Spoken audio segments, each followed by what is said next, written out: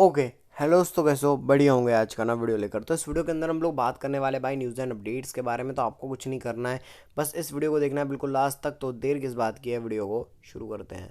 तो भाई सबसे पहले स्टार्ट करते हैं विंस मैकमैन के बारे में। तो भाई आज विंस मैकमैन के बारे में बताने के लिए एक नहीं दो दो अपडेट्स हैं। सबसे पहले अपडेट के बारे में बात करते हैं जो कि Vince McMahon and Stephanie McMahon के रिगार्डिंग है। तो भाई विंस मैकमैन, आपको याद होगा, सबसे पहले विंस मैकमैन डब्ल्यूडब्ल्यूई कंपनी से निकल गए थे, मतलब उनके स्कैंडल के चक्कर में। फिर उसके बाद दो सीईओ बने थे डब्ल्यूडब्ल्यूई के, निक खान एंड स्टेफनी मैकमैन, मतलब को सीईओज थे।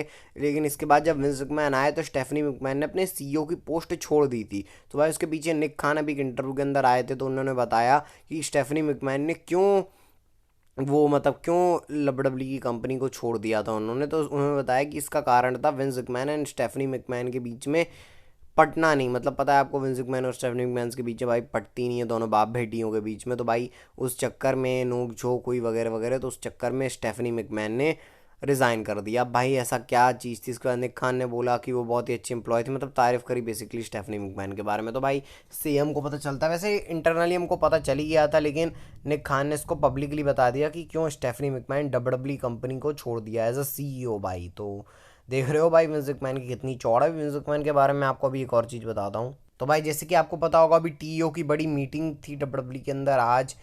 तो भाई विंस मैकमैन आए थे उसके अंदर, वी मतलब उसमें वो क्या सपोर्टिंग वो लेके, अरे यार लकड़ी लेके, वो जो चलते हैं ना सहारे के लिए। तो भाई वो लेके विंस मैकमैन आए थे क्योंकि उनकी स्पाइनल कॉर्ड की अभी सर्जरी हुई है। तो भाई विंस मैकमैन आए, उसके बाद वो 500-600 लोगों के सामने स्पीच दी। विंस मैकमैन ने बोले आई एम विंस मैकमैन, ताली बजाने बोलो मेरे को वगैरह वगैरह। भाई विंस मैकमैन कैसे, आपको पता है नेचर चौड़ वाला नेचर है उनका। तो भाई सब एम्प्लॉयज़ ने ताली बजाया। इसके बाद विंस मैकमैन ने मीटिंग करी और वो वहाँ से चले गए, मतलब रुके भी नहीं, एम्प्लॉयज़ से बात भी नहीं करी। जैसे बड़े बड़े लोग और थे, डीना वाइट वगैरह वगैरह, वो सब मिले जुले। विंस मैकमैन ऐसा कुछ नहीं किया। तो भाई विंस मैकमैन का स्पाइनल कॉर्ड में सर्जरी हुई, पता नहीं क्या। और जिम भी विंस मैकमैन ने अभी शुरू किया है। भाई मैं तो सोच रहा हूँ 80 साल में, मतलब विंस मैकमैन अभी 78 ईयर्स के हैं, वो जिम कर रहे हैं। भाई यही सुन के मेरी हालत ख़राब हो जाती कि भाई विंस मैकमैन जिम कर रहे हैं अभी। और भाई वो जिम सही में उन्होंने ज्वाइन कर भी लिया है। और भाई विंस मैकमैन के एक बार इंटरव्यू के अंदर विंस मैकमैन से पूछा गया था कि भाई तुम क्या एम है तुम्हारी लाइफ का, तो उन्होंने बताया था कि मेरी मदर 101 मतलब 101 साल जीती और मेरा एम है 120 साल जीना। और भाई जिस तरीके का विंस मैकमैन का भी चल रहा है, तो मेरे को तो लग रहा है कि भाई आराम से विंस मैकमैन 120-125 साल जी जाएंगे। और उनका तो कॉन्ट्रैक्ट भी है टीकेओ के साथ लाइफ टाइम का, मतलब ऐसा कोई कॉन्ट्रैक्ट नहीं 5 साल 6 साल, लाइफ टाइम। जब तक विंस मैकमैन मर नहीं जाते तब तक वो जॉब करेंगे भाई टीओके के एग्जीक्यूटिव चेयर पर्सन के तौर पे। तो भाई विंस मैकमैन कैसे काम कर रहे हैं। और मैं आपको एक और अपडेट देता हूँ विंस मैकमैन का राइडिंग। एलए टाइम्स जो कि एक उन्होंने अपडेट दी है कि अभी भी लीगल इन्वेस्टिगेशन चल रहा है विंस मैकमैन के रिगार्डिंग। लीगल इन्वेस्टिगेशन वही जो उनके कर्म कांड है सब उसका। तो भाई ये भी विंस मैकमैन को क्रिमिनल और सिविल लॉज में फंसा के जेल भी हो सकती है विंस मैकमैन को। अरे भाई टीओके की जॉब तो छोड़ो, जेल भी हो सकती है विंस मैकमैन को। लेकिन विंस मैकमैन को कोई चिंता की बात नहीं है। सोचो भाई इतना बड़ा स्कैंडल कर दिया विंस मैकमैन ने, इतने कांडों के बाद भी Vince McMahon executive chair person, अब तो डब्ल्यूडब्ल्यूई के यूएफसी के भी हो चुके हैं। तो भाई विंस मैकमैन के दोनों हाथ पे लड्डू आ चुका है। और भाई विंस मैकमैन के बारे में क्या ही बोलूँ यार, मतलब मैं इतना मतलब कितने स्कैंडल के बाद विंस मैकमैन टिके हों। और विंस मैकमैन को इससे भी कोई टेंशन नहीं है कि भाई मेरी जॉब चली जाएगी, जेल हो जाएगी। वो सब ऐसा लग रहा है कि विंस मैकमैन वो यहाँ ये सब मैं झेल चुका हूँ और क्या ही हो जाएगा। तो भाई ऐसा है विंस मैकमैन का। तो भाई ये विंस मैकमैन के रिगार्डिंग अपडेट है। अब आप बताना मेरे को कि विंस मैकमैन सही हैं गलत हैं, या फिर उनकी परिस्थिति ऐसी थी, मतलब वही वाला कि वो चले गए उससे। और भाई ये क्या खिचड़ी पकड़ी है, और इसके बारे में पता चलेगा तो मैं आपके साथ डेफिनेटली शेयर कर दूंगा। अब चलते हैं भाई हम लोग ब्रॉक रेसलर के बारे में। तो बहुत टाइम से ब्रॉक रेसलर के बारे में बात नहीं हुई, तो भाई आज फाइनली कुछ बताने को नहीं, लेकिन ओमास के इंटरव्यू के बाद कुछ बताने को आपको है। कि ओमास का इंटरव्यू पूछा ब्रॉक रेसलर के बारे में, तो ओमास बोले मैं बहुत ग्रेटफुल हूँ, मैं बहुत थैंकफुल हूँ कि भाई मेरे को ब्रॉक रेसलर के साथ फ्यूड करने का मौका मिला। मैं मतलब इतना मैं मतलब डब्ल्यूडब्ल्यू ने मेरे को इतना काबिल समझा कि मैं ब्रॉक रेसलर के साथ प्रोग्राम कर सकूं, वो भी रेसलमेनिया के अंदर। तो भाई ये सब ओमास ने ब्रॉक रेसलर की तारीफ करी। भाई ऑब्वियसली बात है, ब्रॉक रेसलर के साथ एक फ्यूड करना कई लोगों का सपना होता है, और ओमास का सपना था वो पूरा हो गया। तो भाई ओमास के लिए भी अच्छी बात है, और ब्रॉक रेसलर ने तो भाई कर ही दिया था काम ओमास का। तो भाई ओमास भी बहुत ग्रेटफुल है ब्रॉक रेसलर के साथ फ्यूड करने के लिए। तो भाई आप बताना मेरे को ब्रॉक रेसलर के लिए अगला अपोनेंट कौन सा होना चाहिए, क्या गंथर या फिर कोई और, तो बताना। बाकी ज़्यादा कुछ बताने को अभी है नहीं ब्रॉक रेसलर के बारे में, बस इतना ही था, सोचा आपके साथ शेयर कर देता हूँ।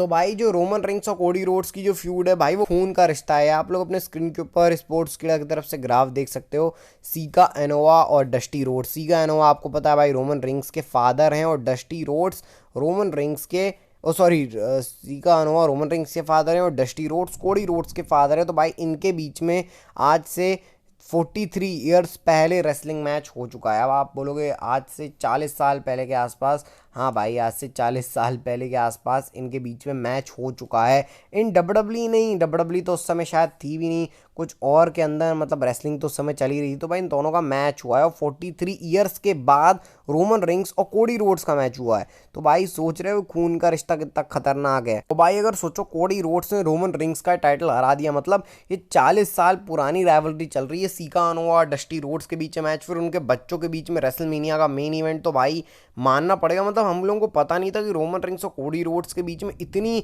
सिमिलरिटीज़ है। मतलब हाँ दोनों फैमिली का उनका जो गिमिक है प्रॉपर फैमिली वाला है। रोमन रिंग्स अपने आप को ट्राइबल चीफ बताते हैं, कोडी रोड्स अपनी स्टोरी फिनिश करने की बात करते हैं। मतलब दोनों एज अ फैमिली कैरेक्टर चल रहा है दोनों का। लेकिन भाई इतनी ज़्यादा सिमिलरिटीज़ कि इनके फादर के बीच में भी रेसलिंग मैच हो चुका है, ये तो भाई पता नहीं था। आपको कैसा लगा जान के बताना जरूर। और रोमन रिंग्स के बारे में एक और बात है, तो भाई ये आप अपनी स्क्रीन के ऊपर देख सकते हो। ये तो देख के मैं शॉक हो गया। आज से 2 साल पहले 2021 के अंदर रोमन रिंग्स ने इसी हफ्ते में 4 मैचेस किए थे। अब भाई मैं ये बोलूँगा एक हफ्ते में 4 मैचेस, तो भाई आप बोलोगे ऐसा कौन करता है। डोमिनिक मिस्टीरियो ने भी एक हफ्ते में 3 मैच रेसल किए हैं।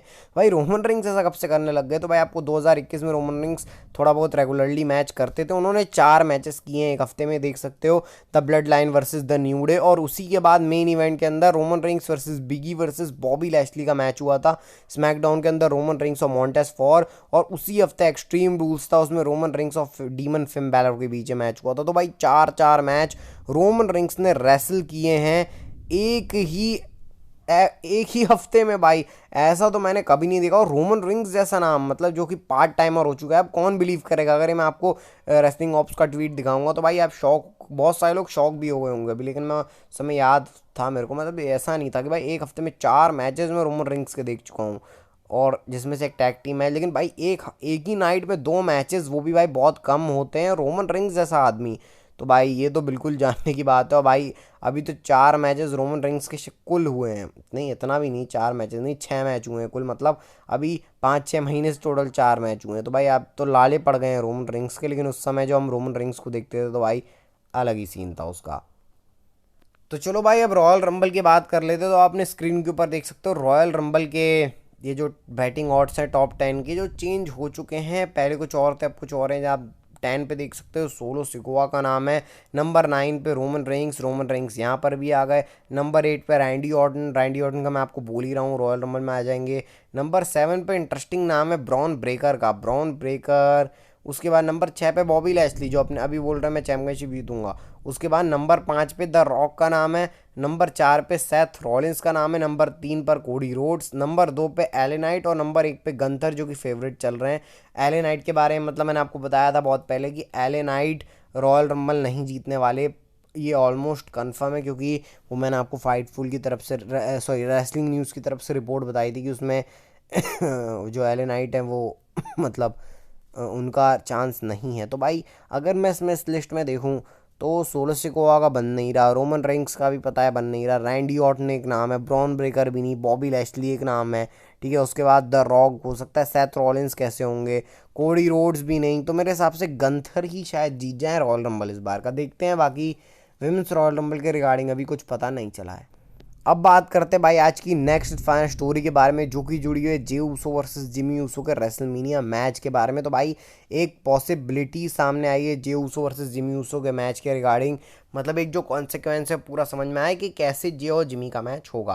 तो अभी आपको पता है जे ऊसो रॉ के ऊपर है, वो डब्ल्यूडब्ल्यू जे ऊसो को बिल्ड कर रही है। स्मैकडाउन में जिमी ऊसो, मतलब अभी डब्ल्यूडब्ल्यू रॉयल रंबल के पहले दोनों सुपरस्टार्स को अलग अलग तरीके से बिल्ड कर रही है, ताकि मतलब दोनों रेसलमेनिया के लायक हो जाए। मतलब आपको पता है भाई रेसलमेनिया में जब भी कोई मैच होता है फैमिली फ्यूड हो, वो भी ट्विंस वर्सेस ट्विंस। बहुत टाइम से, आखिरी बार हमने निकी बेला और प्री बेला के बीच में मैच देखा था, तो भाई वो तो बहुत पुरानी बात हो गई है। तो उसके बाद अब ये ट्विंस वर्सेस ट्विंस, और वो ब्लड लाइन वाली स्टोर लाइन के अंदर, और डब्ल्यूडब्ल्यू इनको ऑल बिल्ड कर रही है। इसके बाद रॉयल रंबल में Jey Uso Jimmy Uso Royal Rumble match के अंदर आमने सामने मिलेंगे और तब से इनके बीच में नोकझोंक होगी, और वो रॉयल रंबल का जो मैच होगा उसके बाद वो लीड करेगा रेसलमेनिया में। जैसे रॉयल रंबल में आपको पता है सैथ रॉलिंस और लोगन पॉल के बीच में स्टोरी लाइन चली थी, लोगन पॉल ने सैथ रॉलिंस को एलिमिनेट कर दिया था, उसके बाद से इनकी स्टोरी लाइन शुरू हुई थी, वो रेसलमेनिया मैच हुआ था। तो वैसे ही जे ऊसो और जिमी ऊसो में से कोई एक मतलब एक दूसरे को एलिमिनेट कर रहा है, जैसे जे ऊसो जिमी को एलिमिनेट कर देंगे, जिमी जे को कर देगा, तो उसके बाद फिर इनके बीच में रेसलमेनिया मैच होगा। यानी अब ये लॉक्ड हो चुका है डब्ल्यूडब्ल्यूई की लिस्ट में जे वर्सेस जिमी का कराना। तो ऐसी कोई टेंशन की बात नहीं कि जे ऊसो जिमी ऊसो नहीं होगा डब्ल्यूडब्ल्यूई, मतलब पहले पे बैक में लग रहा था मैच होगा, लेकिन अब डब्ल्यूडब्ल्यूई इसको स्ट्रेच करके रेसलमेनिया में ला रही, क्योंकि अगर जे ऊसो स्मैकडाउन में होते तो फिर डब्ल्यूडब्ल्यूई नहीं को रुक पाती, कहाँ जे ऊसो को फिट करती, इस चक्कर में जे ऊसो रॉ में आए। तो भाई यही है वो चीज़ जो कि पॉसिबल लीड करेगी, और भाई इंटरेस्टिंग रहेगा ब्रदर वर्सेस ब्रदर देखने के लिए रेसलमेनिया के अंदर। और अगर आपको ये वीडियो अच्छी लगी तो इस वीडियो को लाइक, चैनल को सब्सक्राइब करके बेल नोटिफिकेशन बेल को दबा देना। मिलते हैं आपको अगली वीडियो में, तब तक के लिए बाय बाय, टेक केयर। और भाई हेल्थ का ध्यान रखना, क्योंकि हेल्थ इज़ वेल्थ।